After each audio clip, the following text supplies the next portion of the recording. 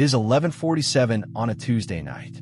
Our subject is in bed, performing the sacred ritual of one last scroll. And there it is, an email. Not a bad email, a mildly awkward email. A hey, quick question about that thing email. And somewhere deep in the body, a klaxon the size of a church bell goes off. Red alert.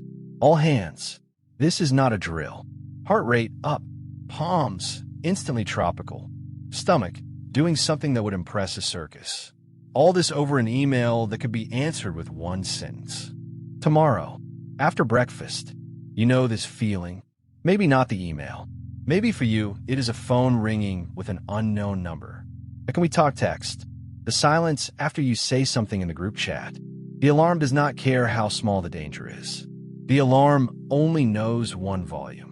Tonight, on Souls Explained, we go inside the body security system. We meet the guard who runs it. We find out why he screams about toasters.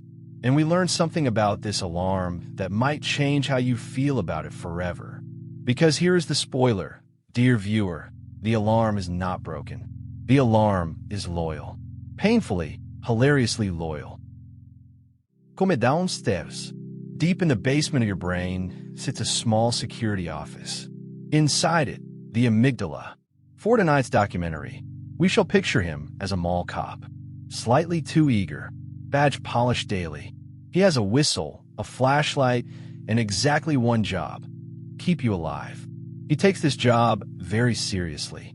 Too seriously.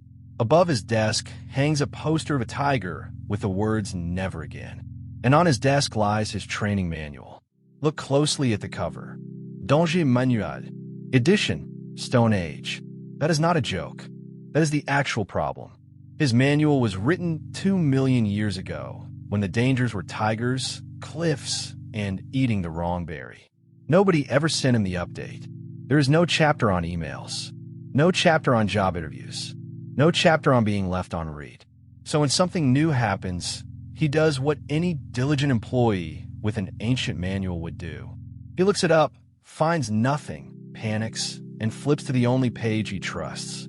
Page 1. Tiger. A notification is a tiger. A first date is a tiger. Your boss saying got a minute is a tiger wearing a lanyard. He is not stupid. He is underinformed. And nobody has ever, not once, thanked him. Let's watch the guard at work in the field. Our subject is on a date. A good date. The candle is doing candle things. The other person just laughed at a joke that was, honestly, medium. And down in the basement, the guard sees it all on his monitor. Intimacy. Vulnerability. Eye contact. He checks the manual. Nothing. Page 1. Tiger. Deploy the sweat. Both palms. Now the upper lip, for some reason. Reroute all blood away from the clever part of the brain, so that when the date asks, "So what do you do for fun?" our subject answers, and this is real yes. Deploy the heartbeat that can be heard at neighboring tables. Deploy the sudden inability to remember how arms work. Where do arms go? Nobody knows anymore. The date ends. It was almost lovely. Our subject walks home, replaying every sentence like a crime scene investigator. And the guard? The guard stands in his office, salutes the security monitor, and yells with genuine pride, "You're welcome." He believes he saved a life tonight. He always believes he saved a life. And in his defense, you are in fact still alive. Here is the part your biology teacher rushed past. The body cannot tell the difference between a tiger and a presentation. To your nervous system, danger is danger. Same alarm, same chemicals, same sweaty hands. On the left, a tiger. On the right, a slide that says quarterly overview. Your body reads both as, "We may die today." And now, the trap almost everyone falls into. The alarm rings and we fight it. We say, "Stop it. Calm down. This is stupid. Why are you like this?" But watch what happens in the basement. The guard hears shouting, feels resistance, and reaches exactly one conclusion. C. Danger confirmed. Why else would there be shouting? And he turns the alarm up. This is why fighting anxiety so often makes it louder. You're not arguing with an enemy. You're arguing with a bodyguard who thinks the argument itself is the attack. So here's the plot twist of this whole documentary. Anxiety is not a malfunction. It is protection running on outdated information. The alarm is not trying to ruin your date, your presentation, your Tuesday. The alarm is trying, with everything it has, to keep you alive. It is just working from a manual where every answer is tiger. And now, something the guard deserves to hear. Every one of your ancestors had this alarm. The ones with the lazy alarm, the ones who heard a rustle in the grass and thought probably nothing, they're not your ancestors. They're the tiger's lunch. You come from an unbroken line of people whose alarm went off in time. Every single one of them survived long enough to pass it on to you. A sensitive alarm is not a defect. It is an inheritance. Sensitive alarms belong to attentive souls. And there's one more thing. Look up for a moment. Every time the alarm went off, it told you the same story. You will not survive this. The conversation, the phone call, the heartbreak, the Monday. It was certain every time. Now count them like stars. Every moment the alarm swore would be the end of you. You have survived 100% of them. The alarm has been wrong about the ending every single time. And you're still here.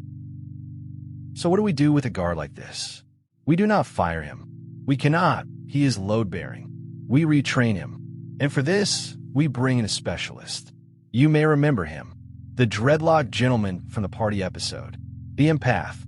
He walks into the basement, sits down across from the guard, and does the one thing nobody has done in 2 million years.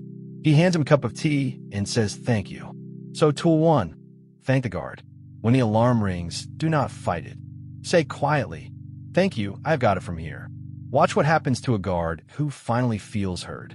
His shoulders drop 3 centimeters. Tool 2, the long exhale. Breathe in for 4, out for 8. The out breath is the body's ancient signal that the tiger is gone. Nobody sighs in the middle of a tiger attack. A long exhale tells the guard, the coast is clear. Tool 3, name 5 things you can see. A lamp, a door, your own 2 hands. The guard follows your eyes, checks the room with you, finds 0 tigers, and relaxes. Tool 4, move. Shake your hands. Walk around the block. The alarm filled you with escape energy, and that energy wants to finish somewhere. The stress cycle wants an ending. Get one. It is late in the basement now. The tea is finished. The guard has fallen asleep in his chair, and the empath has left something on his nose. A new pair of glasses for reading small print, like the difference between an email and a tiger. Upstairs, our subject answers the email. 1 sentence. Nothing explodes. So here is where we land, dear viewer. Be kind to your alarm. It loves you clumsily at the wrong volume, at the wrong times, but it loves you. You're not broken. You have never been broken. You are protected around the clock, free of charge, by an old friend who needs new glasses. And the next time the bell rings over nothing, you know what to do. There. Thank you. Long breath out. 5 things. A little walk. If your alarm has been running the whole show for years and you want help retraining the guard, you'll find us at ChenzoHolisticCoaching.com from head to heart. Now send this to the friend whose alarm is ringing right now. They will know why. Hey, this is Chenzo. If this touches something in you, like this video and subscribe and share it with somebody who needs it.